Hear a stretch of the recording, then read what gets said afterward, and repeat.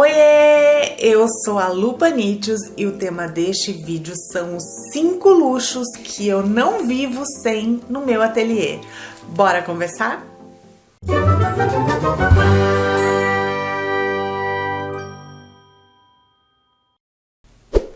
Deixa eu explicar o que eu tô chamando de luxo.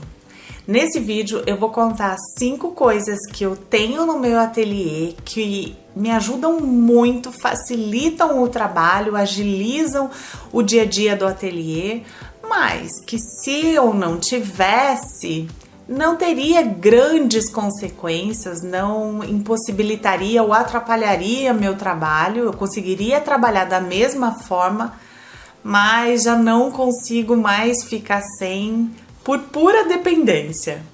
Então, vamos lá. Em quinto lugar, o aspirador portátil. Quando a gente está fazendo uma peça, sempre tem sobra de tecido, manta, muita linha. E eu já tentei me organizar de cortar e jogar diretamente no lixo, mas eu não consegui me adaptar. Na dinâmica do ateliê, no esquema de produção, eu não consegui fazer isso. Então eu puxo da mesa e jogo no chão e em determinado momento eu junto e jogo no lixo para continuar a trabalhar. E eu sempre usei uma pazinha com uma escovinha que é próprio do ateliê, ele já fica ali no ateliê e isso me ajuda muito a juntar tudo para jogar no lixo. Mas recentemente eu adquiri um desses aspirador portátil, desses para carro, e estou apaixonada. Facilita muito. Esse é bem um luxo mesmo, porque muito conseguiria viver sem. Passei todos esses anos sem e meu ateliê estava sempre organizado, tem um fiapo ali solto, eu consigo limpar bem tudo, porque os fiapos eles acabam fugindo quando a gente vai varrer. Ele é compartilhado, temos a guarda compartilhada, eu e meu marido, eu uso no meu ateliê, ele usa no carro. É muito prático. No carro talvez até nem seja tão luxo assim, porque é difícil de limpar no estofado, no chão, no tapete. Eu acho que não é tão luxo assim. No ateliê é um luxo, mas eu tô amando e eu acho que facilitou bastante. Em quarto lugar, o passador automático de linha. Depois que a gente passa dos 20, dos 30, dos 40, depois que a gente passa dos 40, a visão não é mais a mesma coisa. E colocar a linha no buraco da agulha pode não ser mais tão simples quanto era antes, principalmente a linha de bordado.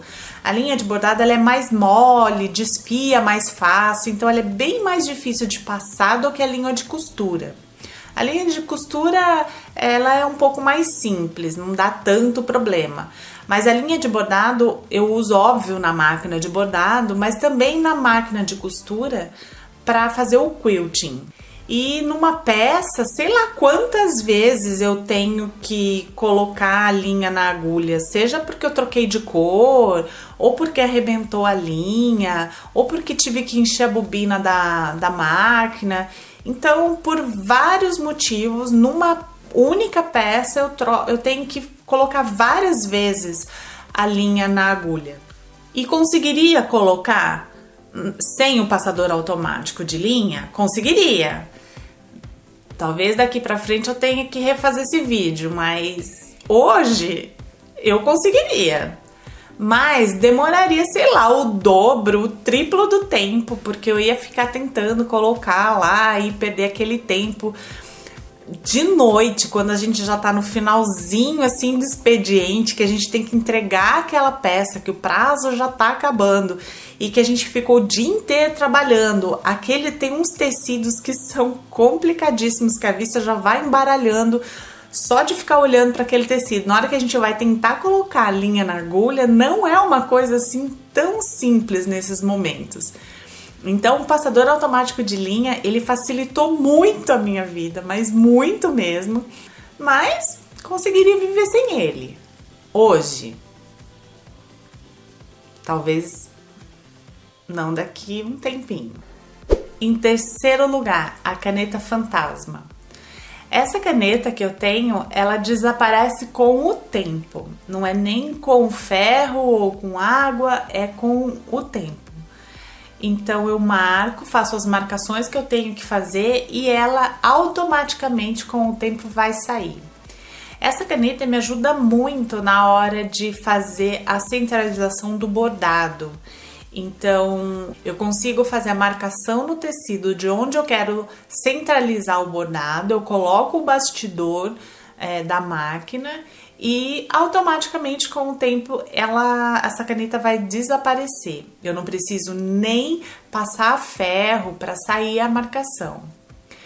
Conseguiria fazer isso com giz? Conseguiria. Conseguiria fazer isso com um alinhavo? Conseguiria. Durante muito tempo eu fiz marcação com giz ou alinhavo, mas essa caneta eu achei muito prática, ela é precisa, então às vezes o giz não tá muito afiadinho e na hora que eu vou fazer a marcação ele não é tão preciso. Outros tipos de canetas tem que fazer algum procedimento para apagar a caneta e essa não, essa eu faço a marcação precisa e ela automaticamente vai desaparecer. Em segundo lugar, a cola spray temporária para tecido. Esse já é um luxo que eu já tenho bastante dificuldade de viver sem. Eu uso muito a cola spray. Quando eu tenho que montar o sanduíche de tecido e manta, ou até principalmente quando é tecido, manta e forro para fazer um quilting, o tecido ele não desloca, eu posso já cortar o tecido na medida certinha, com a manta no tecido certinho, que ele não vai me dar grandes problemas se eu colar antes com essa cola spray. Então eu acho que dá uma segurança enorme para fazer um quilting livre, por exemplo. Eu não vou ter problema de deslocamento de tecido ou de ficar folgas no tecido quando eu faço o quilting. Para fazer o apliquê na máquina eu acho que ajuda bastante, me dá muita segurança. Conseguiria viver sem? Conseguiria. Com muito alfinete, muito alinhavo, dependendo da peça. Precisa de muito alfinete, muito alinhavo para o tecido não ficar deslocando, para ele ficar bem fixo na manta.